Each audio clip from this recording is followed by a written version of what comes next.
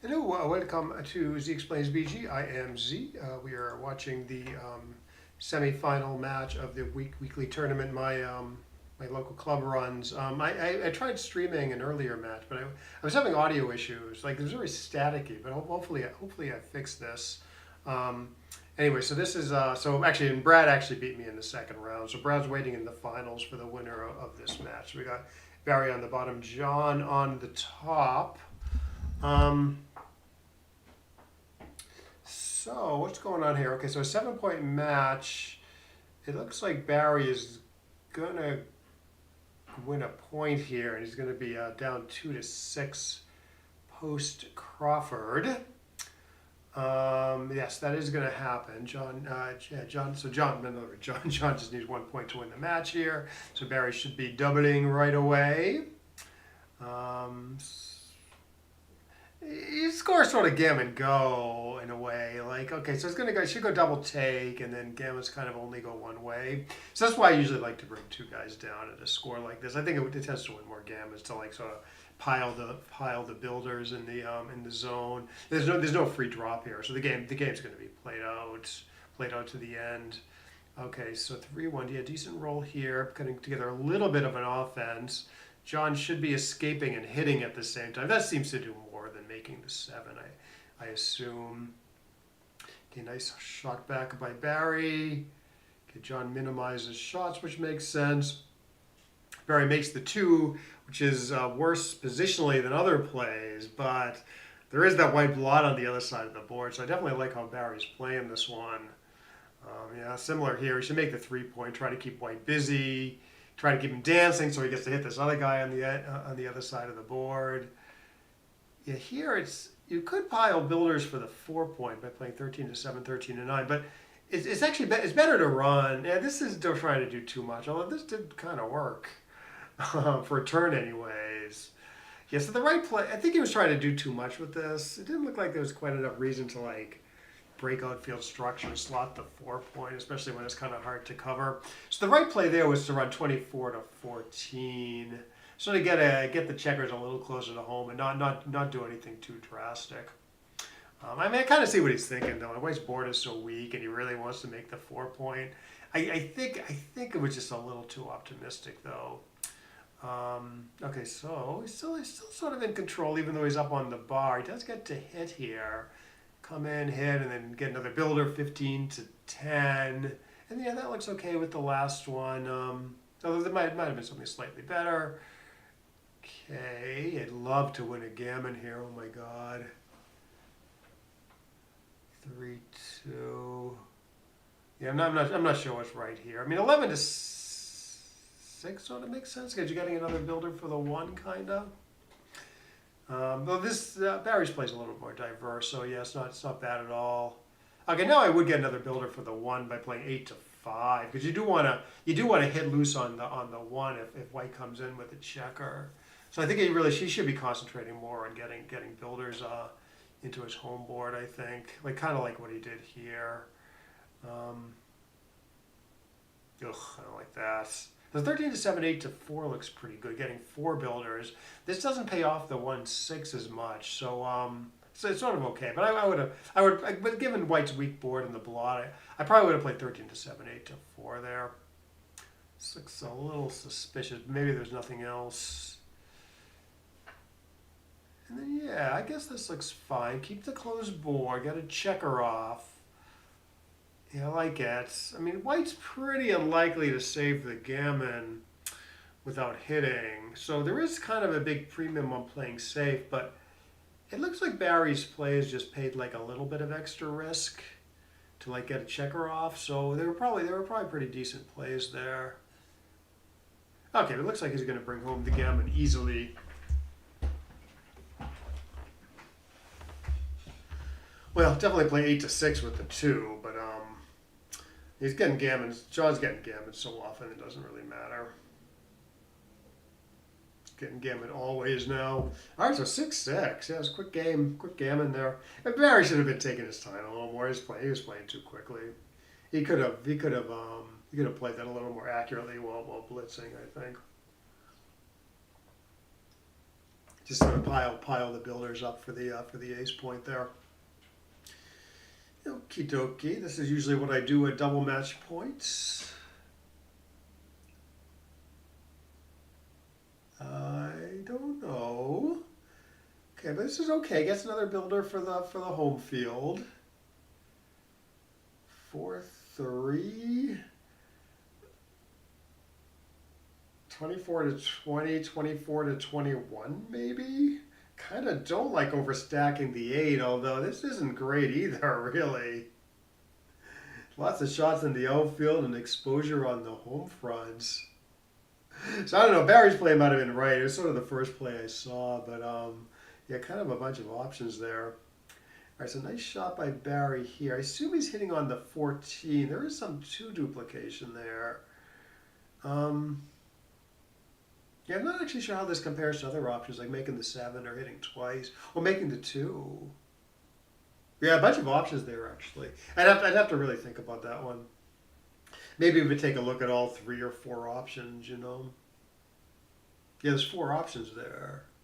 Make the 2, make the 7, hit on the 14, and hit twice. So I kind of don't like hitting twice. Huh. Yeah, I'd really have to think about that stuff. Yeah, good. I couldn't rule anything out there, really. Oh, great return shot by Barry. Oh, John gets to hit on the 7, I assume. And then, yeah, this is okay, although maybe making the 20 is a little more accurate there. Lock up that anchor. Not that the anchor is super important, but it's important if black rolls 1-1 or 2-2, that's for sure. John's play did get a kind of another builder working, though. So I can't fault it too much. Okay, so given the score, yeah, John does not have to blitz, so he locks up this nice point. Oh, 6-1 by Barry. This is a wild game. All right, 4-3. Okay, you can just chill now. Okay, make the 3 and then play 16 to 12. White's kind of in trouble. I mean, White's got a good front position, but Black looks to have like a pretty solid edge with these 5 checkers back and a decent front position of his own. 5 white checkers back. I think Black's a favorite here, despite the awesome white front position. Assuming he plays 16 to 12, 6 to 3, which is, I'm kind of finding it hard to find another play here. I think what he's thinking about is just so many shots in the outfield, but I don't really think there's anything you can do about it. Okay, decent shot by John. Okay, gets missed. I'd be very averse to leaving another shot here, that's for sure. So this looks appropriate. All right, so 6 there, and maybe John wants to remain a little flexible in the backfield. So yeah, I like what he did. Okay, this is a decent shot, doing the right stuff. 3-3. This is a cracker. Oh no, he can just barely keep everything together. Good. 4-1. Yeah, hitting. I would not hit here. This looks good. John was really hoping for an ace to sort of pop up Black off the edge there. Still not getting it. I think there's another builder on the 7. This is good. 4-1. Good. Nice. I guess I would do this also. There's always an argument for like 2-1 there, where like, okay, if you get hit, he's not, your opponent's not on the edge of the prime. Oh, Black has this nice 6-2 though, very nice. Okay, nothing fancy here. Do not hit here, leaving too many shots. I don't think this does enough. He got punished for it. Yeah, so he's already up in the race so much, and gammons don't count for him. That he should just be thinking, okay, I'm just going to try to come home safely. And 17 to 13, like, has a pretty good chance to come home without leaving anything. So that was a pretty big error hitting there, I think. He saw it, he couldn't resist hitting. Yeah, John was very happy to see that, I bet. Yeah, 16 to 6 is at least okay, but 3 backmen are still a little stuck back there, so I wonder if there's some other run play there. Get one guy free. Oh, okay, he rolled a 4, but he can't use it to cover. Now he can use all his 2s, which he does not get. Although he can play 7 to 2, 4 to 1 there. That's a real play, isn't it? Perhaps John's play is better though, because you get missed, and I guess you have more numbers that make a 6 prime. So actually, maybe John had the right idea there. Oh, this doesn't quite look right though. What's going on here? Okay, no, he can just run from the back with both. Yeah, okay, so black doesn't roll an ace, and you usually get to make a 6 prime, which is what John was thinking with the 5-3 play, which I think was correct.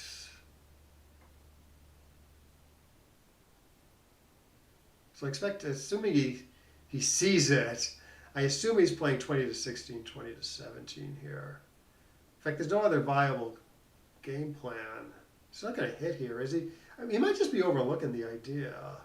He's worried about like maybe having 2 blots on his side of the board or something, but he just doesn't play good to pick up the blot, you know. Now black has good 2s, well, decent 2s anyways. So yeah, that really did not seem right.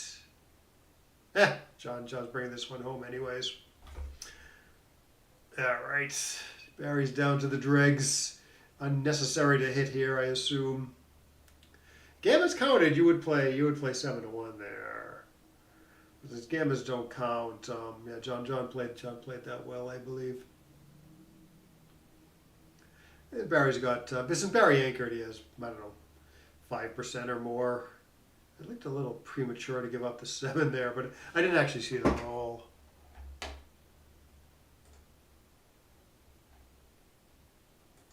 Gave him an extra chance to roll 6-6. Yeah, it was premature.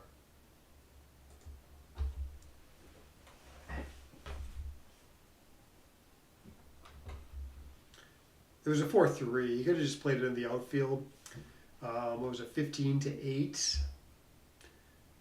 I guess he didn't like the look of that checker on the 8 point, but I think it's not too bad, and the builders kind of stay okay in the inner board.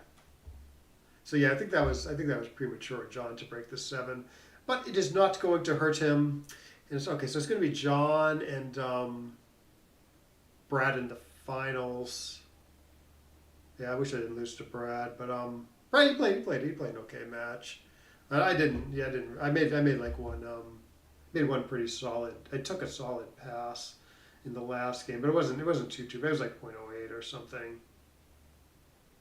Anyways, that looked like an okay played match. But yeah, I didn't like. I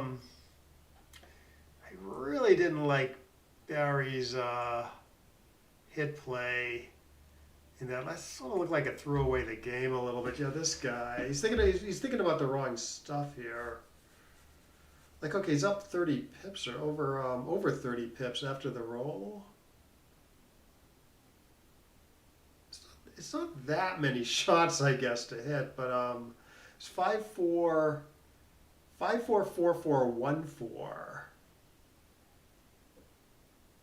I guess that's what he was thinking. It was only 5 shots, and I guess you are pretty happy if you get away with it, because say you know you're getting missed. Sometimes he misses with a dance. It is like an easier ride home, I think. On the other hand, you're up so much in the race, you can just play 17 to 13, and you have a reasonable chance to bring it home without leaving much of anything. Also, if you hit, white can roll an ace, right? So it's not, say you know you're getting away with it, it's not actually overwhelmingly an easier ride home when you get missed. You lose fewer races, I guess. But yeah, I guess he's worried about the wrong stuff there. Couldn't resist the hit. And then what else? Yeah, this looked weird by John. I think maybe he just didn't see it. Because he makes this decent play with the 5-3 earlier, where you can't play 7 to 2, 4 to 1, and apparently Gnu doesn't mind it too much. Let's see, 7 to 2. Actually, 7 to 2, 4 to 1 is okay. I said that during the match you have an easier time making a 6 prime if you just play 16 to 8. But that's actually not that true, right? They're both about the same. You get a double cover in either case. Oh no, it's only a single cover here. No, I was right. This is harder to make the 6 prime than if you do this and get away with it. So yeah, so I would do this. Although GNU thinks it's close. This is the original position. So he plays 16 to 8, thinking, okay, I'd probably get missed, and then I get to make a 6 prime, and then I'm home free. So it's weird on the next roll that like he didn't kind of do the same plan, where like okay, you just run from the back with both checkers, and then you get to make a 6 prime next turn. Anyways, in fact, you have some combo shots to make the 8 point. Okay, so let's take a look here. What's going on with the tournaments? Okay, yeah, these guys are underway. There's a 9-point match. Let's put Brad on the bottom, John on the top. Okay, so it looks like it's John doubling Brad, which looks pretty reasonable. It would not. And Brad is in a pretty decent position on the home front. Yeah, this is either double take or no double take, I would say. Okay, so it goes double take. Yeah, John's double is maybe okay. He's got a shot, and White obviously has big problems in Black's home board. And it seems to me the take is clearer than the double there. Anyways, like okay, so yeah, like so Black got like a good hit, and then White entered without hitting. That's about as good as Black can hope for, right? And then now White still has like a bunch of play left. This is why I think the double's sort of more questionable than the take. He leaves it direct in the outfield. But he didn't want to, I guess the other play left a bunch of shots anyways, and a way overstacked the 13. This looks wrong. Yeah, I would run some back checker in some fashion. Yeah, you don't want to be playing a 1-2 back game. The timing is just awful. So you gotta get the back man going, try to switch up the game plan a little bit. All right, yeah, like I don't know, White still has a take here or close. Probably does have a take. Yeah, Black's gonna have a tough time bringing this one home with the big stack on the 7. So even the White's board is pretty compromised. Like White's still taking this. Ooh, what is this? Like, is he sort of forced to either break down his board into a 2-point board or leave a shot there? That's what it looked like to me. So probably found the best play there. Okay, White cannot hit, although I would slot 4. Good. All right, this is okay too. If White hits next turn, he probably does not want the 4-point slotted. Okay, he should slot now though. It's unlikely he's hitting, and I guess it's not another good option. I guess you could play 9 to 7 with the 2, but this is sort of the standard thing, right? Unless like, I don't know, unless you like think you're gonna be pretty likely to hit next turn or at least have like a decent shot at it. Usually you try to, if you're hanging back, you're building your board. It's very common for the right play to be like, if you can't make the point, then you start the point, right?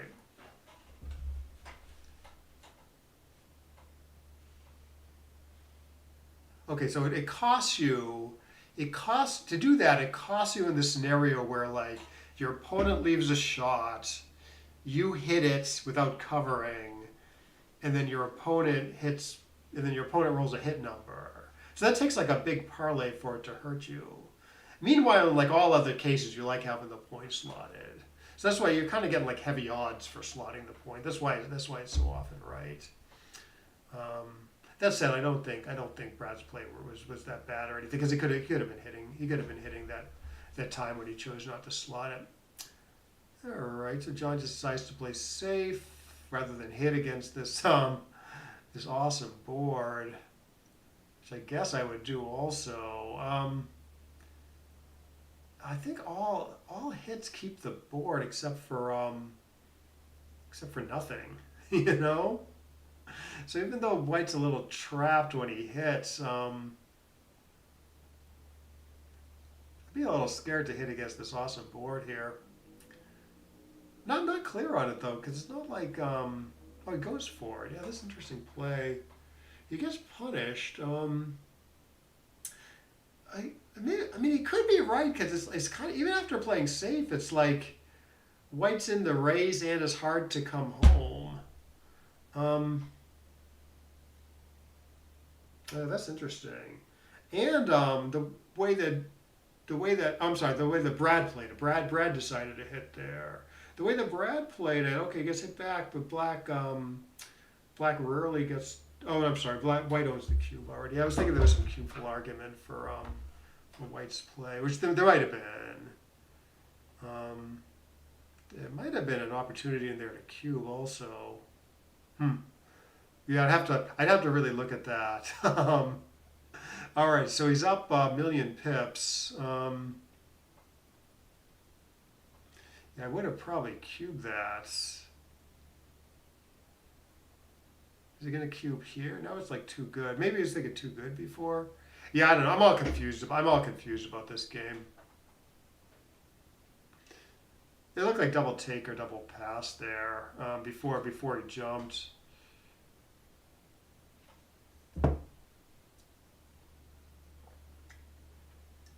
Yeah, you could take a roll for the gammon here. Even if you roll 2-1 and Black rolls 6-6, I don't know. You're still cashing, so there's no risk of playing on. And you might roll 6-6 and Black might roll 2-1 himself. It looked like there was an opportunity in there to spin the cube though for White. There'd be multiple opportunities.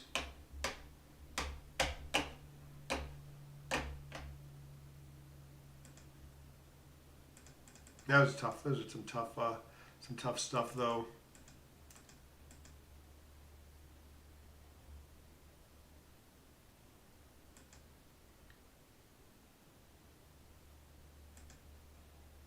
I don't know.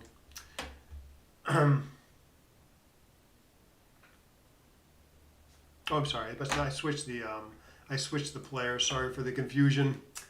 Okay, so. Oh no, so it was. I guess it was John. I guess it was John that hit there. No, I'm sorry. It was Brad that hit there.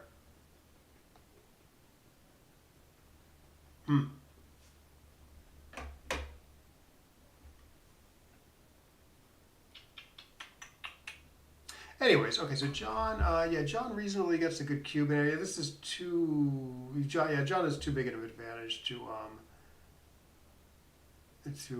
double there, to pass, for Brad to take there.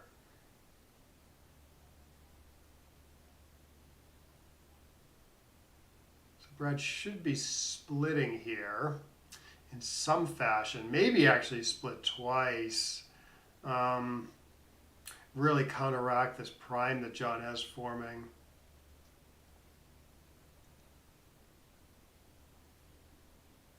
Yes, I think that was a good play by Brad. John rolled this 1-1, very good priming play. It's small, makes 2 good priming points. So Brad needs to really kind of counteract that by splitting, especially while he's up in the raise. All right, it looks like another good double by John here.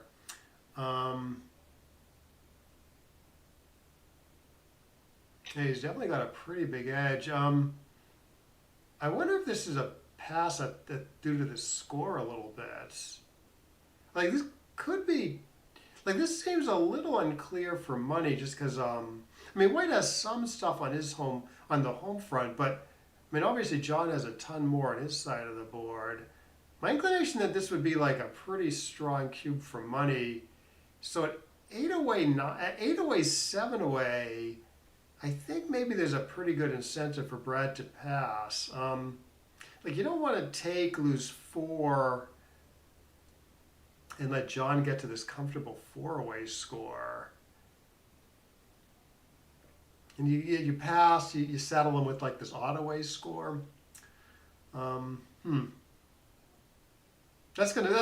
go out on a limb and say that's my guess. I'm gonna say that's a take for money, pass up the score.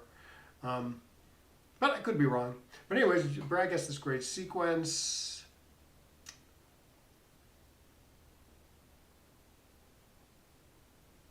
White on roll. White has a pretty big edge here now with the with the 3 black checkers prime. He is up on the bar, okay, so he doesn't double. Yeah, pretty reasonable.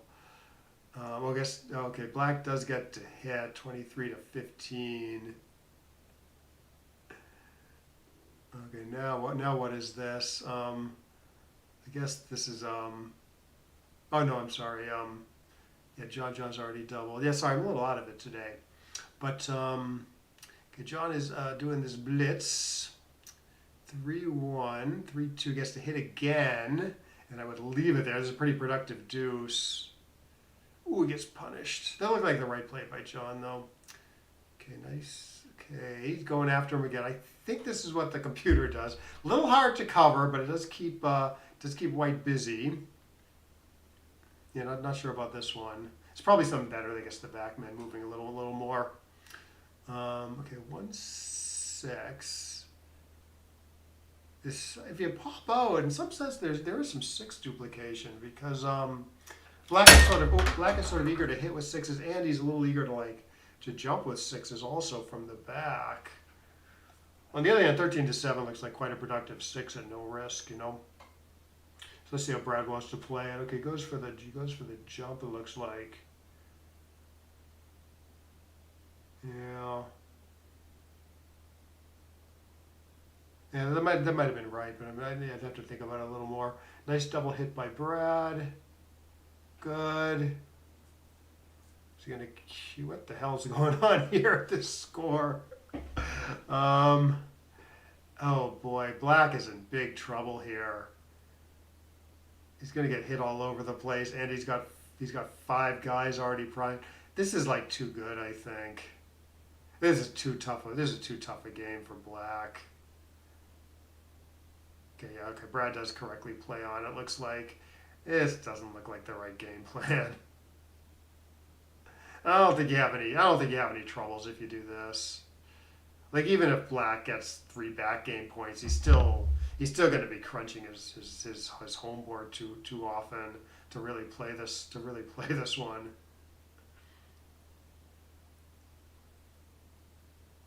Oh. Well, if you're going to make a point, you make the 3 points, right? And it's a little hard to see a White comes out of this without making some outfield point at least.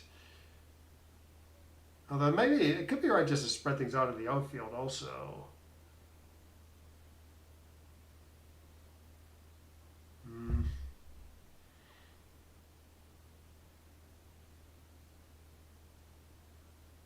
Yeah, this looks like a good compromise, actually. Not too many blots. Not too many blots, not too many shots. Does something great when missed. This is maybe too many blots. All right, he gets away with it. Playing on still. Okay, now you can spread things out. Good. Yeah, Black is still in big trouble. I mean, he's hoping to dance like 10 times in a row and maintain some sort of timing for this. Meanwhile, White has no trouble making at least a 5 prime, and probably a 6 prime is right around the corner.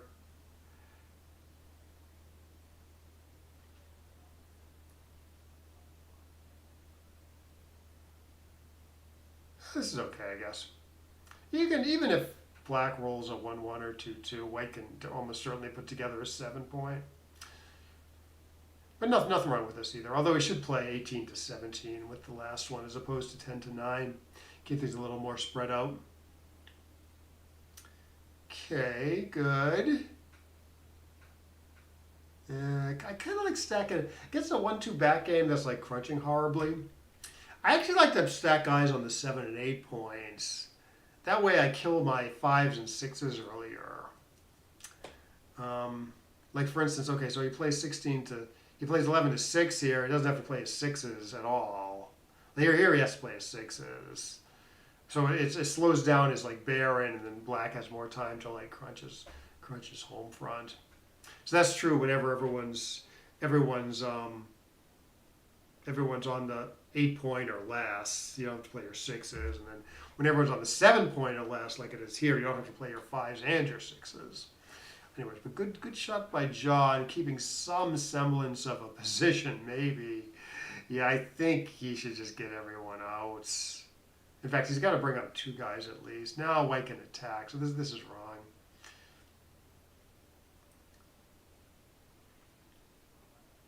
Yeah, no way I'm catching this one in. The 6-5 is a double shot, though. Even so, though, it's going to be pretty bad. Okay, so you can play 5-2 here. And then, like, okay, so you hit what Black hits and so what. Black misses, you get to fill in that point nicely.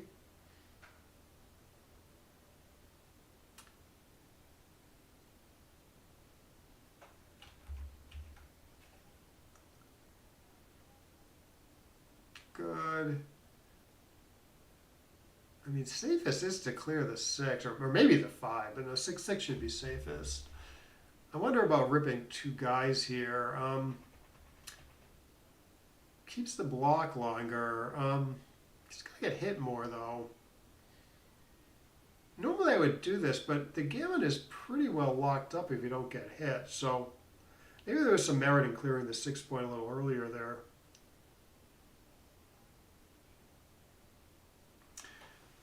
Thinking a little bit about the backgammon. Maybe Black's board is pretty weak, which I think is that's what Brad was thinking about.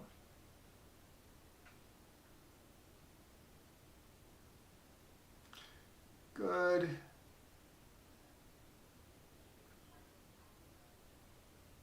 There was a little bit. Actually, I don't think I can really fault Brad's play of ripping there. I mean, Black, I guess, could possibly save this with some big doubles, you know. And it is good to have the checkers off when you're hit. So actually, maybe Brad did that correctly. Ooh, double shots. Ooh, double hits. Black is doing okay here now. I don't think White can double. Wow, that turned around in a hurry. Jeez, that was crazy. If you just hit 1 checker there, maybe White would actually have a double from the roof.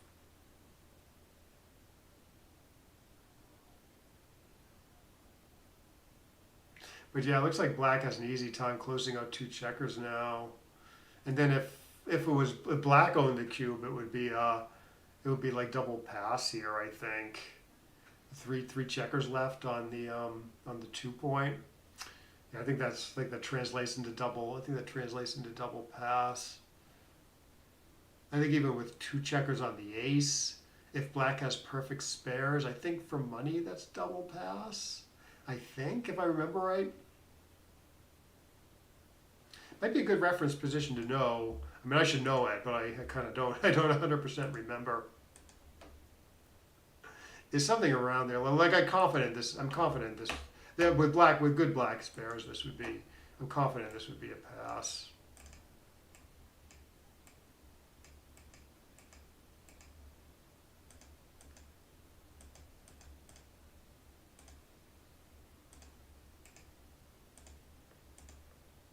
Yeah. All right, 6-1. You're not great.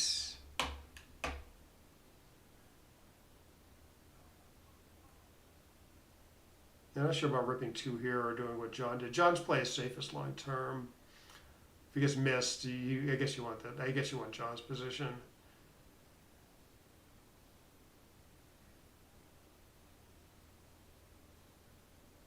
Any raise here? Doesn't look like it. Last 6 looks a little funny to me. Okay, so John wins this one.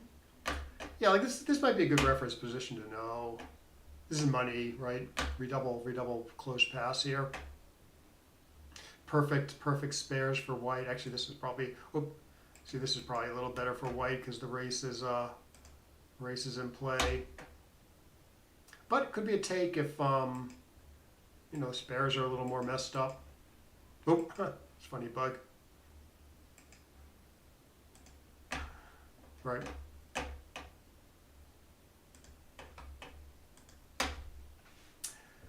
Okie dokie. So John won 2 there somehow after all that.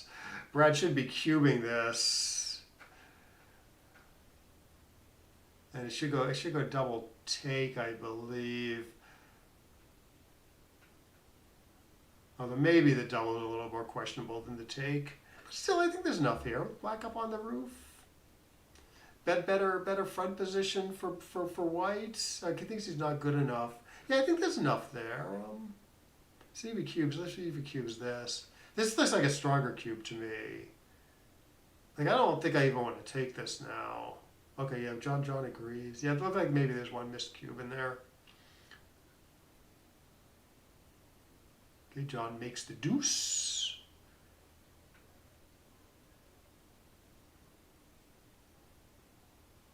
I would enter high and play 13 to 10, just like Brad's doing. Obviously, there's like probably 4 different plays here. You could enter high and play 24 to 21. You could enter low and play 13 to 8. But then I don't, you don't get you get the worst split and you don't get a builder on the 10. I guess there's just 3 plays.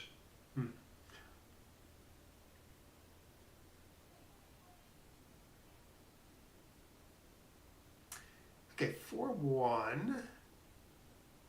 Okay, this looks okay. So white has to give up his anchor to hit, which I think he's happy to do here. It's not too dangerous. Black only has this kind of cheesy 2-point board.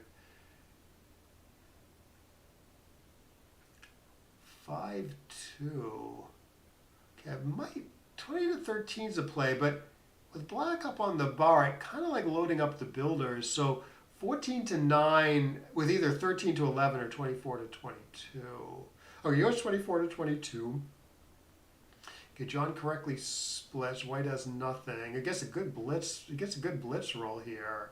Yeah, I guess I just kind of go for it here. Make the 1 and the 3. You got that extra spare on the 8. So you got a lot of guys in the zone. 6 away, 6 away. I wonder if you can actually send a loose cube here. I mean, you're winning and you have some sequences which are just tremendous. Hit twice, bad entry. That loses the market huge, you know. So probably this is double take. Yeah, I'm getting sort of more confident about the double anyways. He's up in the race also. Oh, I wouldn't pass this. Okay, he does not. Yeah, that looked like good cube handling. Oh, he's gonna hit twice here in some fashion. Yeah, we definitely hit on the 5-point with one of them.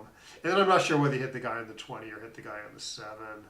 See, I don't like this because, like, yeah, I think it's got to try to make that 5-point. And it's sort of acceptable risk. What do I know, though? Okay, I suppose he's coming in and hitting again. Good. Okay, he's going to resume the blitz in some fashion. 13 to 5 looks okay. Good. John does not want to lose this one.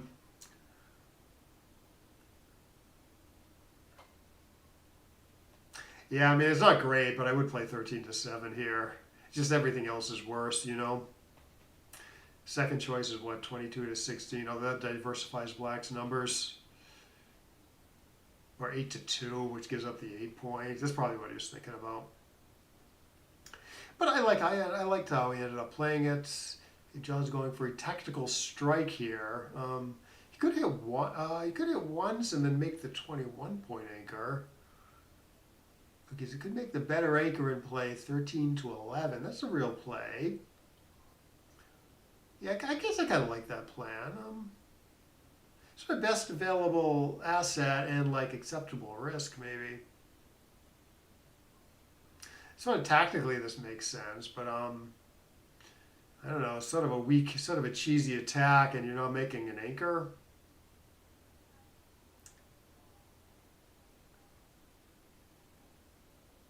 In fact, if you're going to hit, maybe you play 23 to 21, 6 to 3, but it feels right. It feels right to make the best anchor to me here. And then look, you leave a guy on the 11, which I mean, it's not. Maybe you don't love getting hit or anything, but it's not the end of the world. And you're unstacking the heavy 13-point.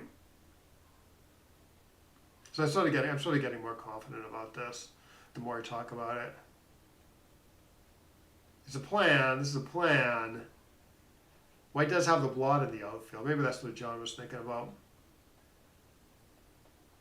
But boy, seven checkers they're attacking. Well, white has the anchor. It doesn't positionally. It just doesn't make any sense. Okay, Brad gets a nice 2-2. Which I assume we played correctly.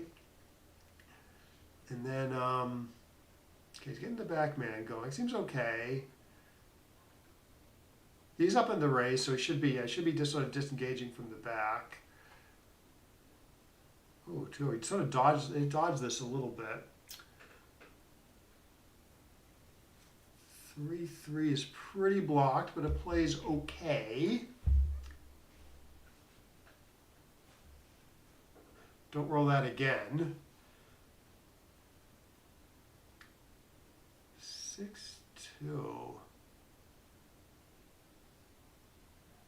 Is it 22-15, duplicating fives a little bit?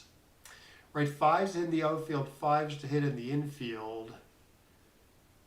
Although he does give up the deep anchor. I see what John was thinking. Yeah, maybe John had a point there. Because he's way down in the race, so maybe he wants to keep that deep anchor for long-term contact. Yeah, no, I actually like John's play. I think John did that correctly. Yeah, my play just sort of gives up that sort of long-term deep anchor potential at a time when you're hugely down in the race.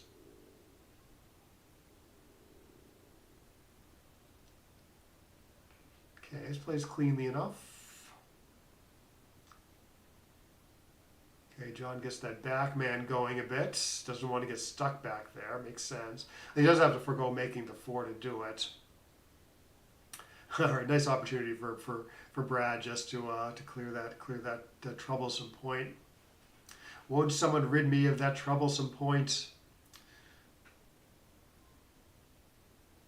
What about 13-7 looks better than this. 13-6, I mean, a little closer to home.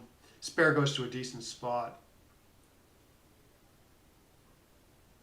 I think he's valuing 6-4 a little bit. I don't like 4 guys on the 7, you know.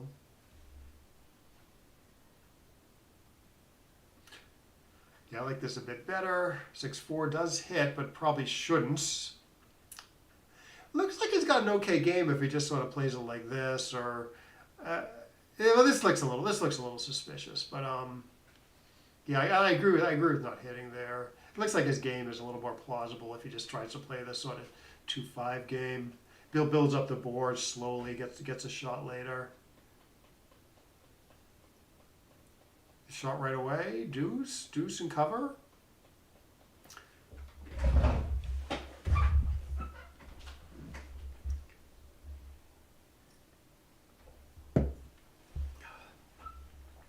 Yeah, I would run from the front here rather than play 8-2.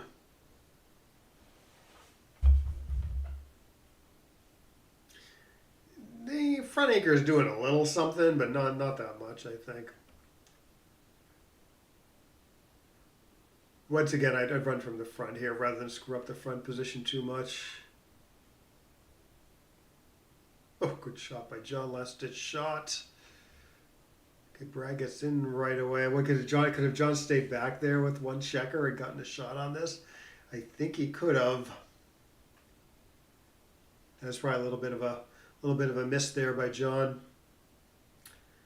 All right, so it's a million shots if you play 16-14. So I guess it's worth it to do this. Even though you hate to do this, it does not work.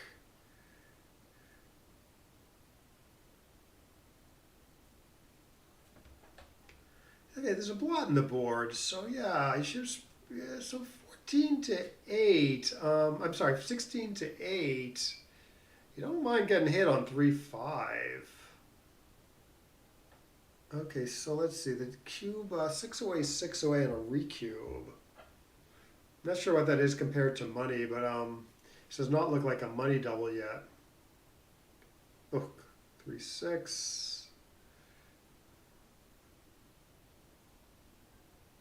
Yeah, you gotta at least threaten to close that point before doubling, and because of the blacks, because of black, I don't like this double. Because of blacks, he hasn't made the board yet, but even after he makes the board, he has this bad spare on his ace points, And so with perfect spares, when white has 5 checkers off, I mean, it can be a pass or close, but for money's sake, but you need to get, this is like far away. This is like too far away from that position for this to be anywhere near a pass. I mean, unless there's something weird going on with the score, but I don't know if Brad should be that quick to pass also, because if you pass, John gets to 5, which is 4 away, which is like a comfortable score to be at. So I don't know, but I would treat this somewhat like money, I think. Even though winning 4 seems pretty good here, you know. I just think winning 2 is quite good too. So I'm pretty sure this is no double take. Okay, so Brad does eventually take. I would have probably spread things out a little more as black there. Get extra cover numbers on the dances. Ugh, no, you gotta build the board. You need the 3 points.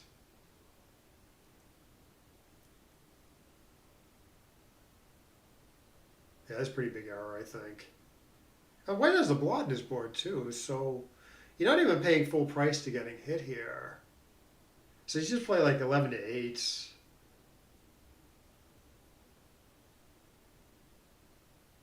Or I guess you could get a little fancy and play like 9 to 8, 5 to 3 or something. But I mean, I want the gap down low, you know. I want him like a little trapped if he rolls if you play 11 to 8, he's still trapped on like, if he rolls 3-3, 3-6, he's still pretty trapped. Like, I don't know, John would have loved to get a double shot on this thing. So that was a pretty big error by John there. And then Brad could probably even like double this now. I think John realized his mistake after he saw the 3-2. Like, I could have gotten a double shot on that number. So yeah, maybe this should just go double pass now or something. He's not forced to hit with like a 6-5. He's forced to hit with a 6-3, 6-2, 6-1. Although 6-1 is good, and 6-2 picks up a blot.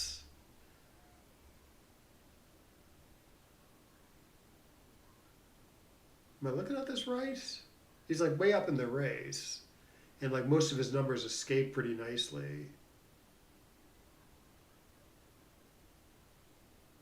So let's see, what's the take? So I can pass, let's see, what's the take point?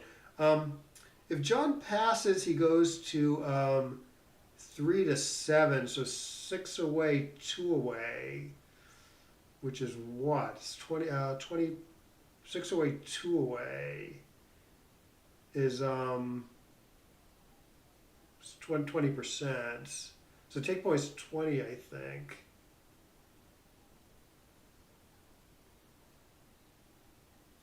Yeah, I don't think he really has it here. I'm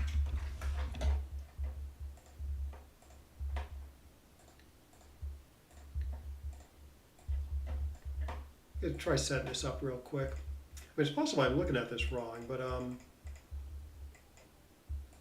just think white's like just a big favorite in a straight race, and I don't think this is difficult to transmute into a race. Like I don't think there's enough contact here.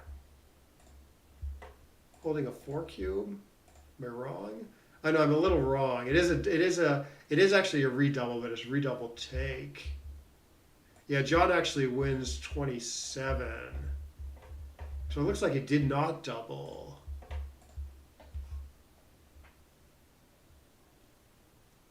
I'm having trouble seeing 27 there. I mean, he's trapped a quarter of the time. Oh, is that the key? Okay, so he's trapped a quarter of the time, and then John's like favorite there. So John's like close to 20% there already. I see. No, I kind of see it now. Yeah, maybe that's a good way to think about it. Like a quarter of the time, Brad doesn't jump. And then John wins over half of those. So he's already got 15 plus there. And so to have a take, he just needs to pick up 5% more wins, which he out of the jump numbers, which he does. Yeah, that makes sense now. So I guess that's how you can get to double take. Easier to think that way after you see the eval, though, you know.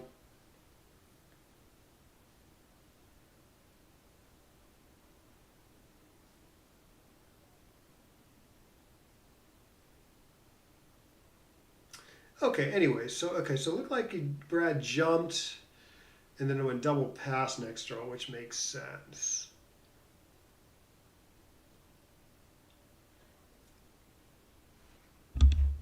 And I assume I had the take point right. Yeah, 20%.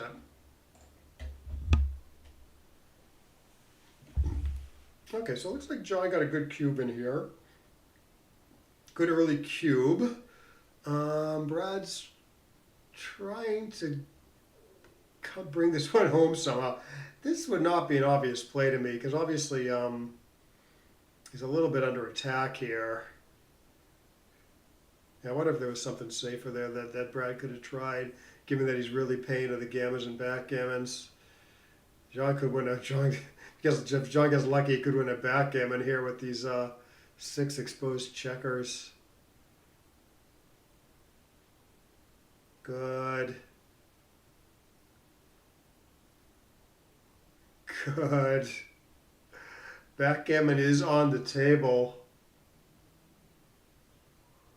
4-3. No, don't do that. Okay, get another builder for the 3 somehow. So something like this looks okay. Although probably should have unduplicated his 2s there. Maybe there's no good way to do it. No, there was. He could have just played the 1 in the outfield, like whatever it was, 16-15. So he's 2s on the dance. He'd have 2s to hit inside and 1s to hit in the outfield. But no big deal.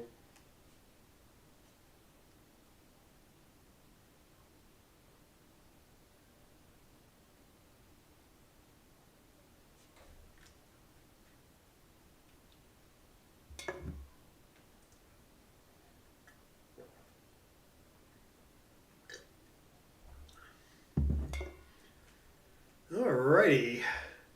Okay, this looks appropriate.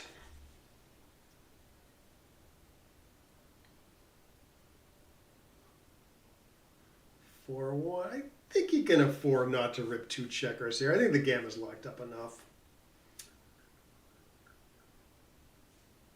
No blotters. In fact, you can afford to strip this 5 here. Yeah, I like how John's playing this. Nice and tidy. Making the safest long-term plays.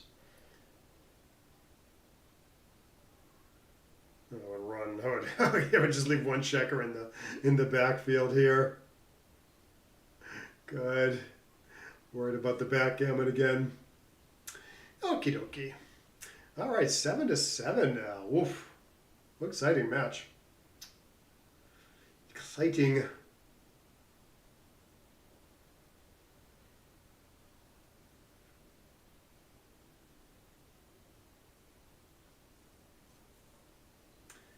Okay, let's see if Brad wants to cube right away. He does. He knows John knows what he's doing. Yeah, this is okay. I think maybe slotting. I guess slotting's a little wrong here, but it's like an okay play. I think after your opponent rolls 5-3,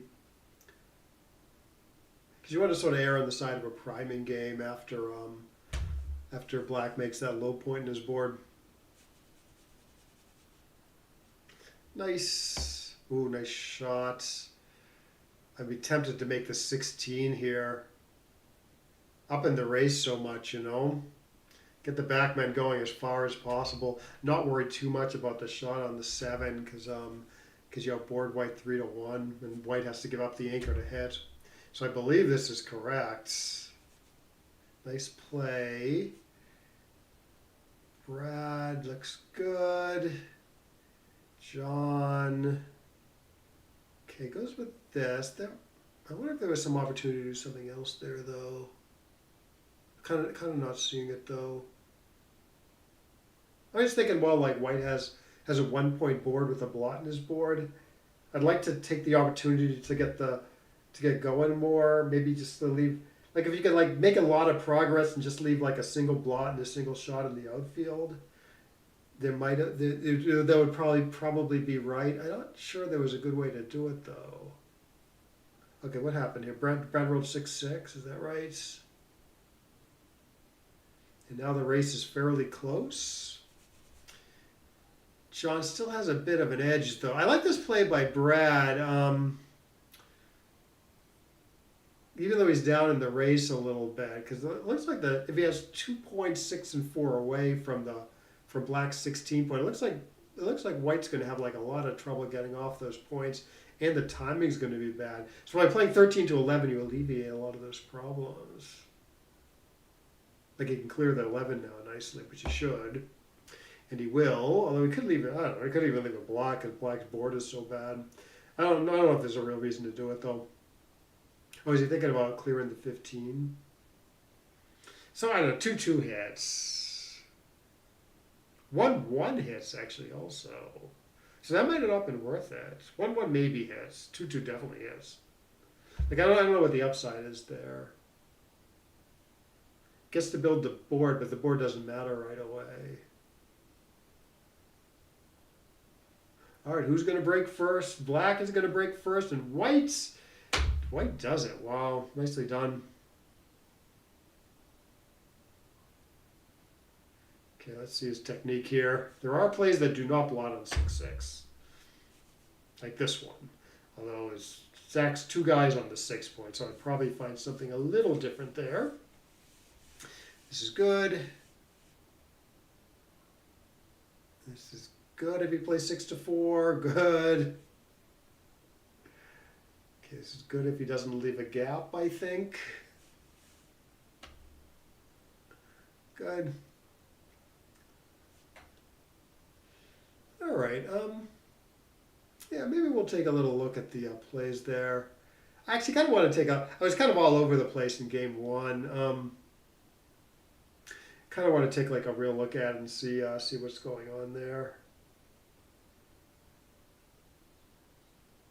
Like when I can't even, like I got confused about which player was on top and which player was hitting with that number where against like the really strong opponent board. Okay, so yeah, good match, guys. Good job. Good win, Brad. Good job, John, getting that far. It looked like a decently played match. Okay, so let me adjust some settings, and then we can look at the go through the match real quick. I'm not going to spend too much time on it, but yeah, like I said, I do want to look at some of these decisions. Okay, so we have Brad. Let's put Brad on the bottom.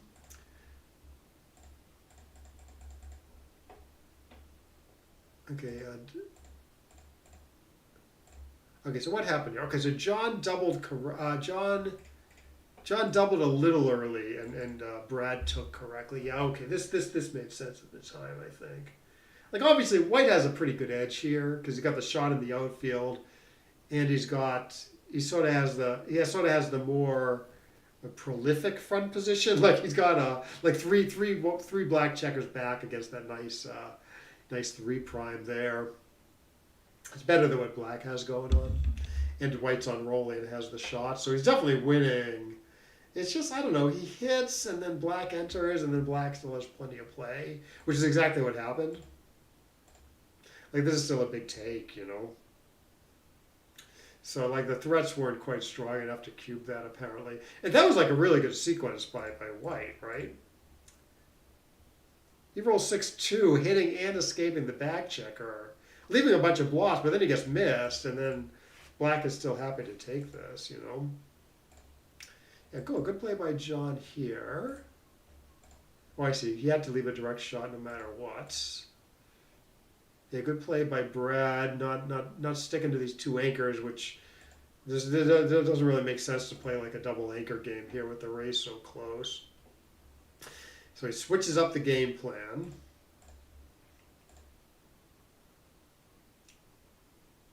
Okay, this is fine. What should he do with the 1-1?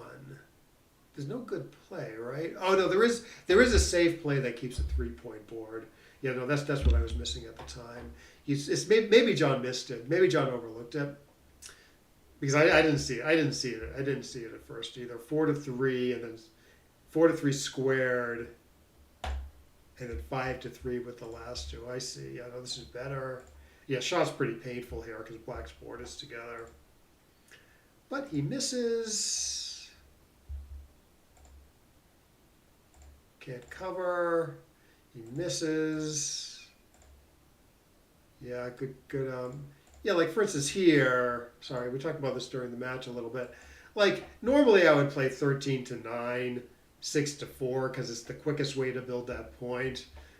But because there's going to be because White's going to be leaving a direct shot a lot next turn, like even when he covers with like a 6-3 or something, so a direct shot. Then Brad's play is pretty good, not leaving the blot in the board, but still slotting the points okay. And then the next turn, White is not going to be leaving a direct shot very much. He might be leaving fly shots, so I'd be like very inclined to slot the 4-point there with the deuce, and then look around for my best 3.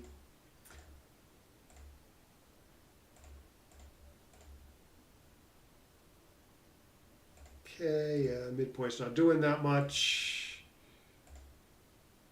Okay, so John is on top here. Okay, so Brad, owning the cube. Okay, Brad runs because he doesn't want to crunch his board. It's a good time to run while White has the blot in his board. It'd be a lot scarier if like White had the ace point locked up, which you still might do it, but I don't know. I guess we could ask the all-knowing bot. Let me save this match. Okay, so Brad makes a good play here, right? You can either run all the way, or you can run halfway and play 9-5, putting a little bit more pressure on White, but probably there's some more decent hits here. Maybe not though, I don't know. Brad goes halfway, putting extra pressure on White, not giving him like the 11, 10, and 9 points to play safely too, I guess. Whereas if you run all the way, there's a safe zone over here. So yeah, I guess I would make Brad's play here, although I don't understand why it's so close.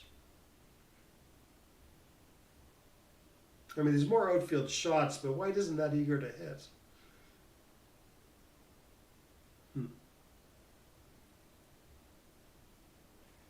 Yeah, I'm not sure I get this. I don't get why it's so close. Gotcha. Okay. So now is John. Okay. No, I guess the reason is there's a lot of. I guess John does want to be hitting with a lot of his outfield hit numbers, even when he has to leave a shot, because the race is so close. I see. Yeah, that makes sense. Yeah, 13-4 is quite the blunder here, because 1, it's hard to come home safely anyways, and 2, the race is pretty close if you just play safely. So you want to hit, probably black misses, and then you've gained in the race huge. You might even pick up a gammon. Of course, you could lose a gammon too. On the flip side, is a little if black hits, it's a little hard to see how he's going to get an efficient cube in also. Okay, but anyways, John does correctly hit with the 5. Oh no, I'm sorry. You're supposed to hit with the 5 and then go 8-4, like so. And then black, I guess, is a little trapped if he hits on the ace point sometimes. Or maybe he does get a good Cuban in that case. If he rolls like a 1-1, hits with a 1-1 or something. But John chose this other idea where he does correctly hit, but he hits the wrong checker. Probably thinking he can close out 2 checkers more often this way. But yeah, the risk is higher, I guess. So what I'm wondering about, what happens if you make the right play? Black hits but doesn't jump. He rolls 1-1, say. Pretty good hit number that doesn't jump. Now he's on roll holding a 2 cube. He's got 20 jump numbers, including 5-5 and 6-6 and 6-5. We just gave both checkers, which more than win the game. All his other numbers, he's like an under. He's not doing that well on. Like all the rest of them crack. So is this like double take? If black's on roll here, his redouble take. That's funny. He does get a good cube in though. Now 1-1's a pretty good hit number. Like if it was 1-4 or something. I don't know. Maybe this isn't even a cube anymore. That's funny? So I guess that's you survive some of the hits when you make the right play with White's 5-4 there. Huh. Whereas you do John's play, I don't think you survive any of the hits. So that's at least part of the reason why the outfield hit is preferred, you know. You do John's play, black. You don't win the hits because black is like playing on for the gammon after all the hits. And I guess it's harder to cover. It's harder to cover if black dances, you know. But there is big upside if you get away with it, you get to cover. Okay, so what's going on here? Okay, so yeah, so 2-bit to double pass. Oh, I see. His plays maybe a little wrong. His ace is a little wrong here because 4-4 is extremely bad. It breaks 2 points. Right, Brad hit here and played 17-16. Normally that would be good because you keep the spare on the higher points. Look how bad 4-4 plays though for black. It breaks 2 points and leaves a shot. So compared to this, the right play, there's no 5-5 even plays okay. Yeah, I think everything kind of plays okay here. Unless I'm missing something, which I'm not. 3-3's fine.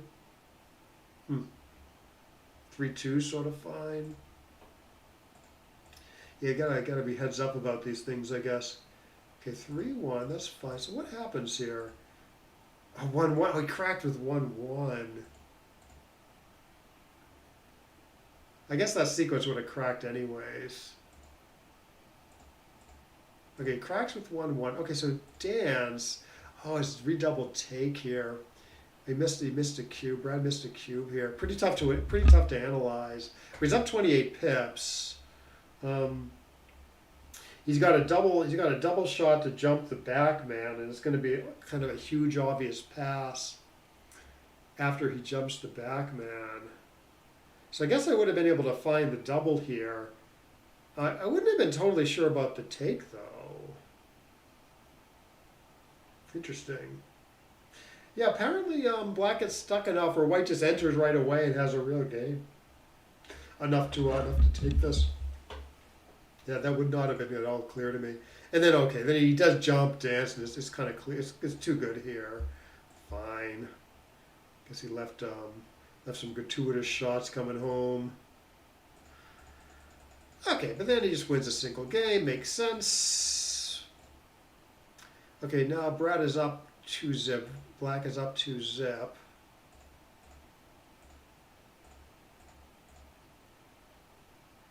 Yeah, John has enough here. Apparently down 0-2. There's enough here. Ooh, yeah, there is enough here. Yeah, 9 checkers here with the 4-point made. Good, decent distribution. Oh, and Andy's escaped a guy. That's huge. Black has an 11-point, which is something. But yeah, this looks like plenty. Okay, makes the 3, and then just double pass makes sense. Yeah, I like this play, splitting against this nice priming structure. Not just splitting once, but splitting twice, really counteracting this prime here. At a time when black doesn't have an easy time priming here with this weird distribution. Oh no, okay, I thought this might have been a pass at the score, but no, Brad did well to take it. So what I was thinking was, like, I would take this for money. I think it is in fact a bigger take for money than at the score. Yes, it's 0.25 for money.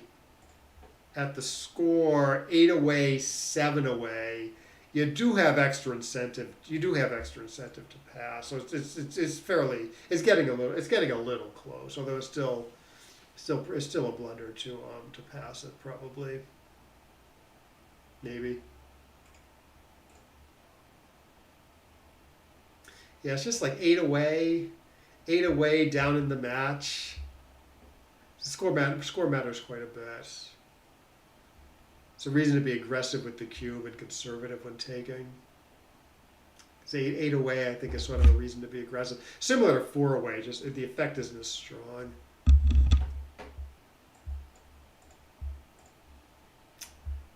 But yeah, good take by Brad. He's got the 7-point locked up, which is nice.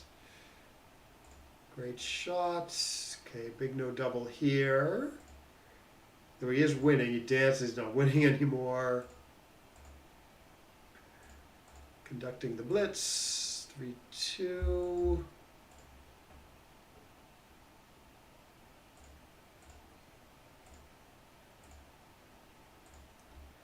Yeah, I like this. Looks a little unnatural to come in with the 1 and then hit with the 5 when there's no cover numbers. But you know, you are still trying to blitz. You got the stronger board. So hitting does have its merits. And you do have some cover numbers. Okay, yeah, white should get his back checkers going a little better. Oh yeah, I wasn't sure about this 6. Okay, it's pretty clear to do what Brad did. Get the back man going at a time when white has the blot. And like I mentioned, the 6s are duplicated because white does want to jump with the 6s. Rather than leave 3 guys back on the ace. Okay, John goes for it. Oh. And then yeah, it's just too good for a while.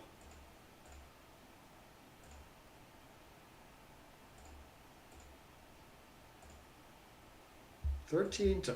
You're not sure I saw that one either. I kind of ended up liking Brad's play, I think. Making the 3, putting the second guy up on the roof. And then it's unlikely, I mean, white's probably anchoring somewhere, but you get to remake the, you get to remake, you know, the 7 or the 8 next turn if you cannot attack effectively. So black's still doing fine here, even after white gets the second anchor. But yeah, I didn't quite see 13-4 keeping the nice 4 prime. So even after white rolls a 4, he still has these 6 checkers, 7 checkers primed behind this nice 4 prime. Yeah, this would be a good play to find. Yeah, I thought this was a good compromise. Make the 8-point hit the 3rd checker, put the 3rd checker up on the roof from the 4 points. You could go for more, I guess, play 12-4, but that's getting a little bit loose now if you get hit back. Second best is apparently this play, trying to reestablishing the prime. This could be the best play, actually. So white anchors twice with 2 anchors, and then you build the outside prime.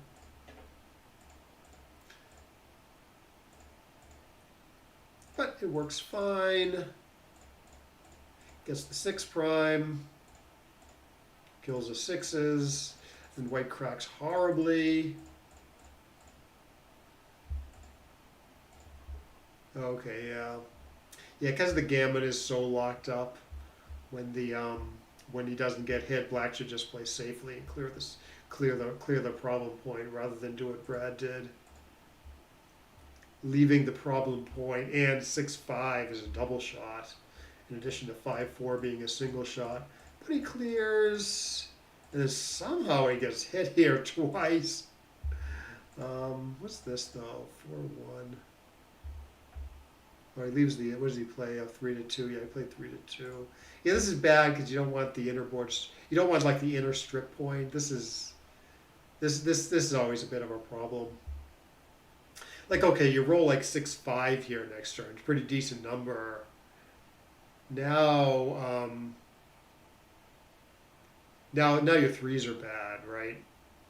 Because you have this stripped point on the 3 points. So the computer wants to do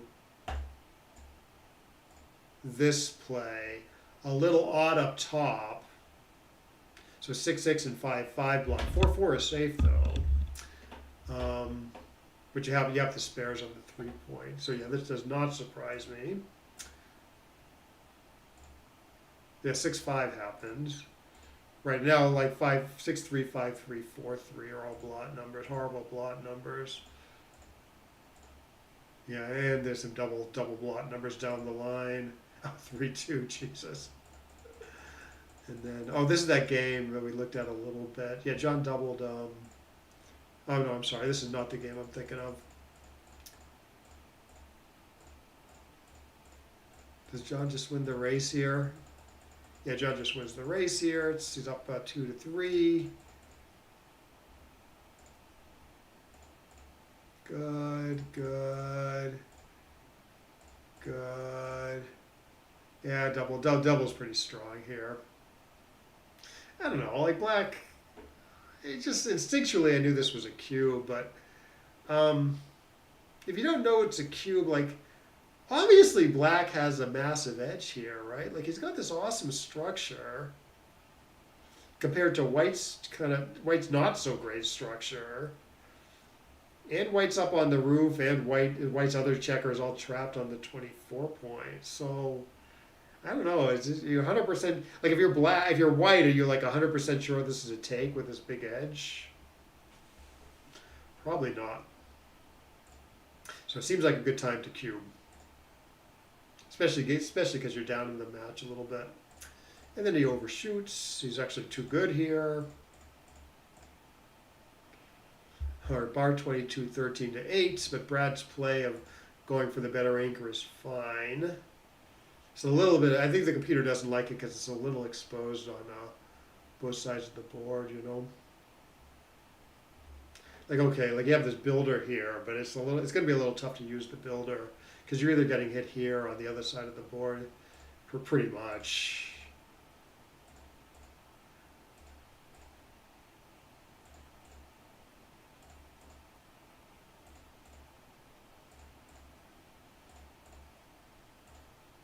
Yeah, pretty strong cube. Very close on the take pass, apparently. Good play here by Brad. Hitting on the 5 point and hitting on the 20 point. Apparently, hitting on the 7 and the 5 is quite bad. I thought this would be a real play because, you're spreading out the builders. Maybe it's just too many blots, though. And obviously you obviously want to rip away the builder on the 20 point. Gain all those pips in the race. Yeah, the blitz has failed. Yeah, this looked positionally. This looked weird. John hit twice. He should just lock up the 20 point and leave a shot in the outfield, which isn't too bad. Now he locks up the 20. Okay, Brad is in control.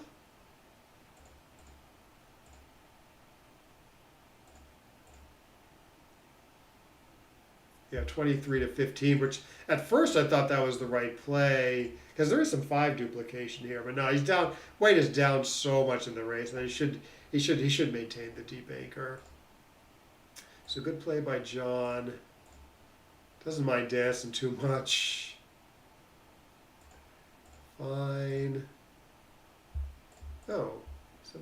Oh, that's cute. Yeah, like white shouldn't be giving up the front anchor to hit, so black can actually like fix his get some of these checkers off the 7 point by playing 7-5, 7-4. Yeah, I don't know. Maybe white doesn't even hit with the 6-1 or 4-3. You know, if you make the computers play. Like, I don't know. Definitely shouldn't hit with something like a 4-1, right? That'd be crazy.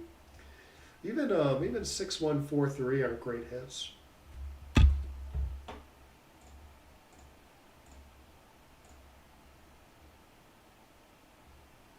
Yeah, once again, you keep things spread out even more. This looked a little funny to me. I don't know why you'd give black a shot here.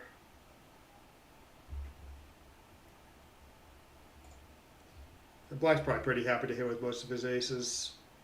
Maybe all his aces. One maybe not 1-6. I don't know. Okay, and then oh, I see. Yeah, he could also hit 23 to 13, but that's a huge blunder, right? Yeah, I don't know. That doesn't even win more, and you're losing more gammons by a lot. This John's plan seems like a much more viable game plan. Keep the double anchor, build the board. You'll get some shots later probably. And he does, but he misses.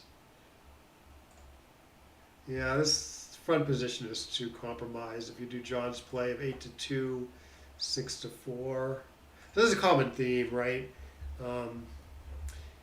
You keep the anchors as long as possible, but but you give one up when you have to make too big of a compromise in your front position, assuming it's not too dangerous to give up an anchor, which it isn't here. But don't get me wrong, if your only goal is to hit here, you make John's play, right? You play 8-2, 6-4, keep both anchors. But the problem is you got to win after hitting, so you need a good front position to do it. So that's why you play 20 to 12 here, I guess.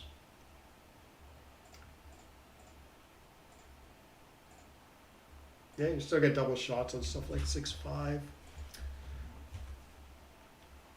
Yeah, same thing here. 2-1's good because that's where that checker goes.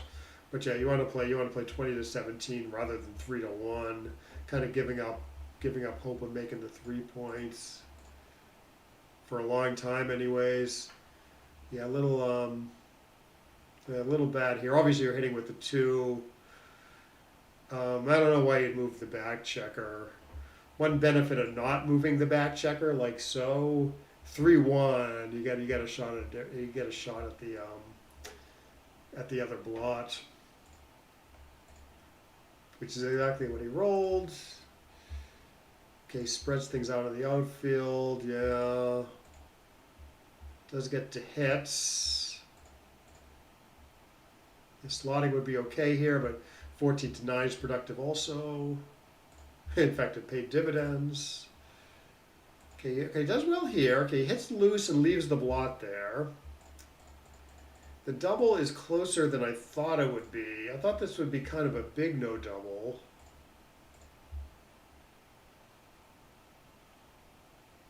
So is it a pass if say white rolls a 5-1?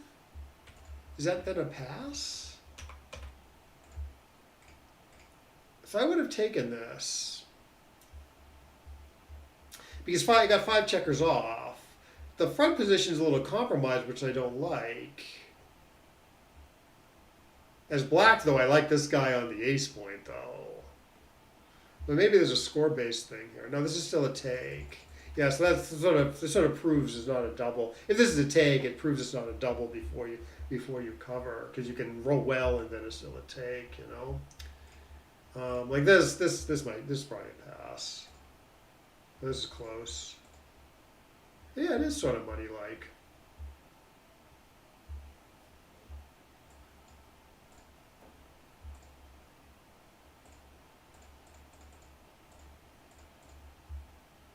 Yeah, I was surprised to see John double that there.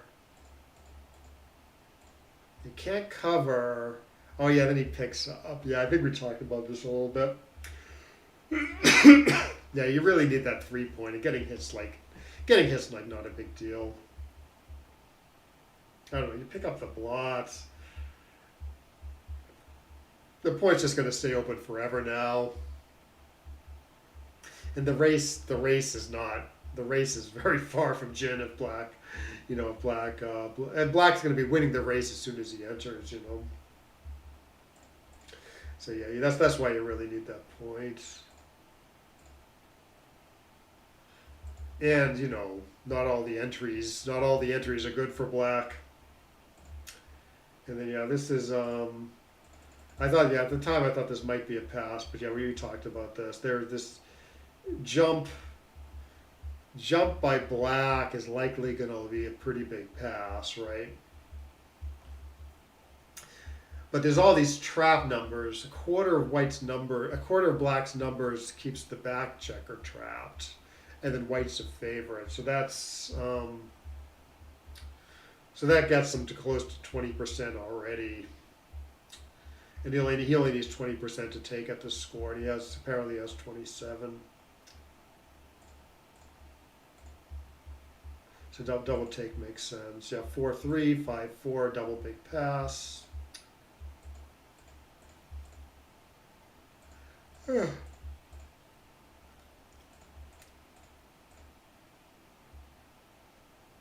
3-5. Okay, good hit here. Although there's not a lot of good fives on the board. 5-3. Yeah, this looked a little suspicious at the score. It does win the most to hits, and it wins the most gammons to hit. But gammons with the cube on 2, gammons only count for whites. So white doubled here pretty reasonably.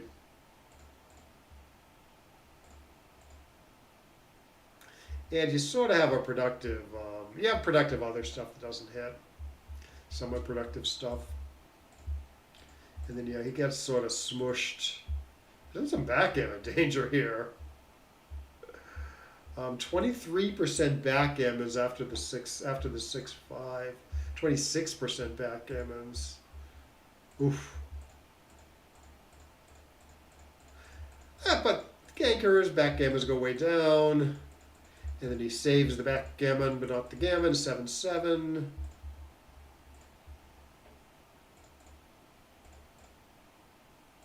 Good. Yeah, good play with the 4-4 here. Up in the race so much. 5-4 is fine. 6-3. Yeah, I thought there might be something else here. So what does the computer want to do? Oh, 16-7. Right. So I don't know if I would have found this play. I would have looked for something, though, that did make good progress in the outfield and leave a shot. Because I'd be thinking, okay, so I'm way up in the race. White has the stronger board than black. Black only has a 1-point board with the blots. I'm way up in the race, and I really need to disengage from the back. Maybe it's worth making a lot of progress, even though I have to leave a shot somewhere, because black's given me this one opportunity to do so. And the reason why I think I might have missed this play is because it's a double shot, right? If you play 16-7, we can put it up on the board. It's actually a double shot in the computer still thinks it's worth it. Now, one nice thing going for this play is the hit numbers are duplicated with the cover numbers, right? 2s and 4s hit, 2s and 4s cover. Although fives will kind of cover 2 after hitting, so there are quite a few hit and cover numbers, but also these outfield points are stripped. So like 2, he's got to give up an outfield point to hit.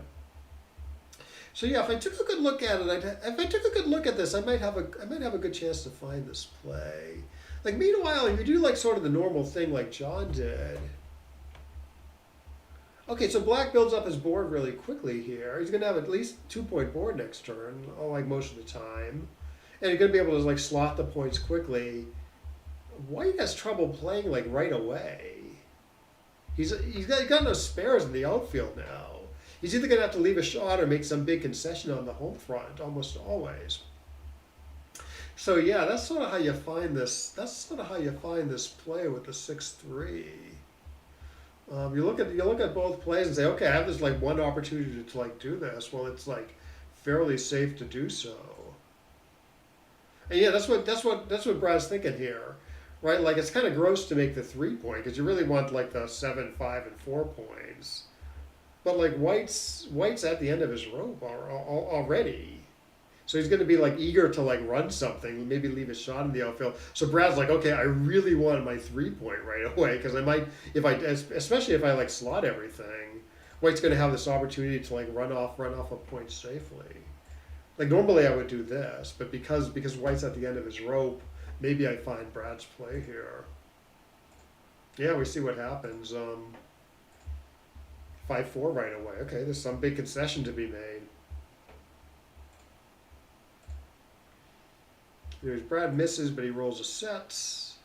Yeah, nice play here, getting some timing in the outfield by playing 13 to 11. Although apparently it's not too bad to play it all inside.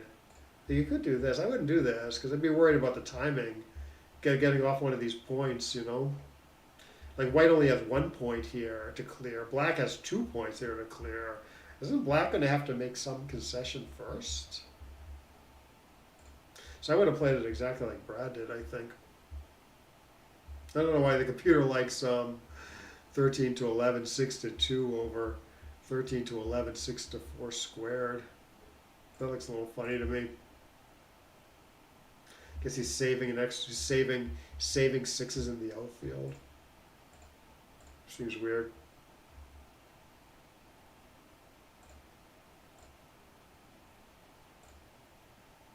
Yeah, this was unnecessary. Yeah, Brad was thinking, okay, White has 3 blots in his board, so why not build the 2-point? So he played 11 to 7, 8 to 2. Like, oh, White, what could White hit with? Turns out White can hit with 2-2 and maybe 1-1.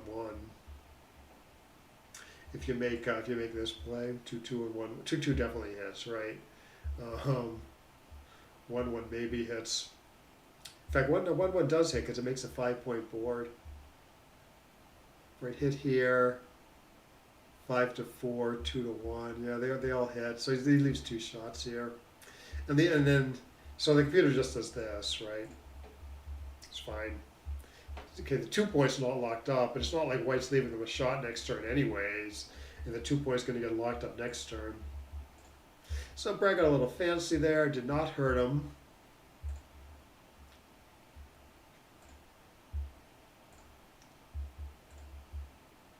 Good. Good. Yeah, then Brad finds a play that doesn't blot on 6-6. Like for instance, you don't play 15 to 11 here because 6-6 is a blot. Now that's just one number, but which normally don't worry about. But there's like nothing else going on in this position. So Brad finds this other play like so. Does not blot on 6-6. Although the right play, I think the computer's right that the right play is this. Also doesn't blot on 6-6 and keeps the checkers on 3 different points. So there's more flexibility in the future. As opposed to Brad's play which stacks 2 guys on the 6. So I actually would have found the computer play there. Good. All right, that was a good match. Yeah, pretty well played match, I thought. Obviously, there's some blunders in there, but we all make blunders. But yeah, congrats to Brad on winning the tournament. And yeah, thanks for watching. Hope you got something out of this, and we will see you next time.